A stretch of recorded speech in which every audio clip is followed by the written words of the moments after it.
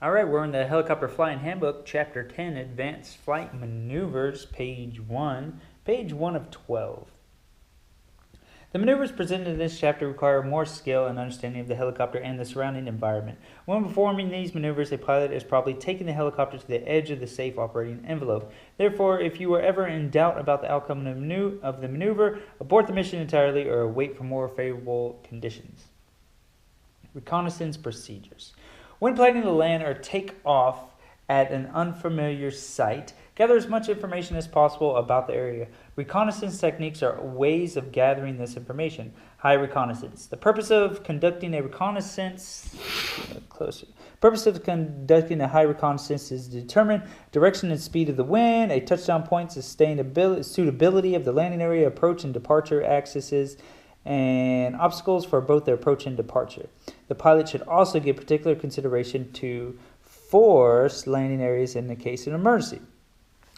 Altitude, airspeed, and flight pattern for high reconnaissance are governed by wind and terrain features. It is important to strike a balance between reconnaissance conduction too high and one too low. It should not be flown so low that a pilot must divide attention between studying the area and avoiding obstructions to flight.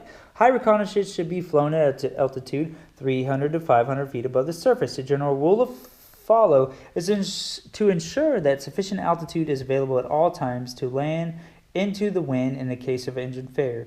In addition, a 45-degree angle of observation generally allows the best estimate of the height of barriers, the presence of obstacles, the size of the area, and the slope of the terrain. Always maintain safe altitudes and airspeeds and keep a forced landing area within reach whenever possible.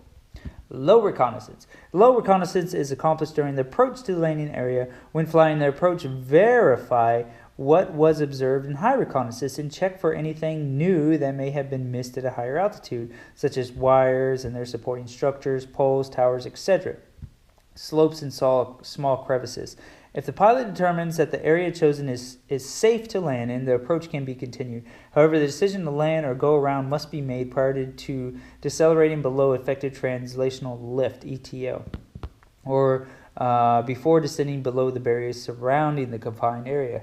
If a decision is made to complete the approach, terminate the landing to a hover in order to check the landing point carefully before lowering the helicopter to the surface. Under certain conditions, it may be desirable to continue your approach to the surface. Once the helicopter is on the ground, maintain operating RPM until the stability of the helicopter has been checked to be sure it is in a secure and safe position. Ground reconnaissance. Prior to departing an unfamiliar location, make a detailed analysis of the area. There are several factors to be considered during this evaluation. Besides determining the best departure path and identifying all hazards in the area, select a route that gets the helicopter from its present position to the takeoff point while avoiding all hazards, especially to the tail radar and landing gear. Some things to consider while formulating a takeoff plan are the aircraft load, height of obstacles, the shape of the area, direction of the wind, and surface conditions. Surface conditions can consist of dust, sand, and snow, as well as mud and rocks. Dust landings and snow landings can lead to a brownout or whiteout condition, which is the loss of the horizon reference.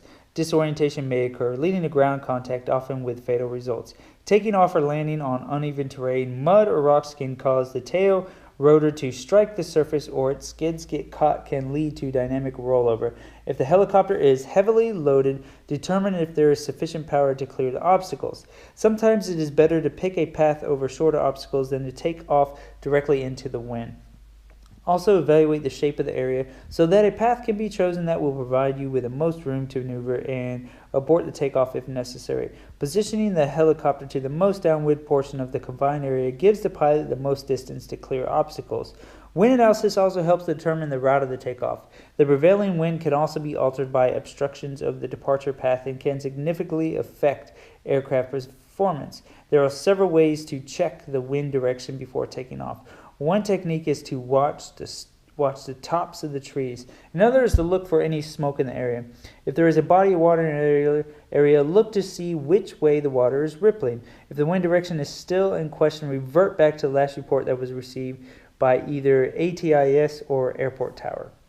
All right, we'll hold off there. That was Reconnaissance Procedures, page 2 of 12 of Chapter 10. See ya.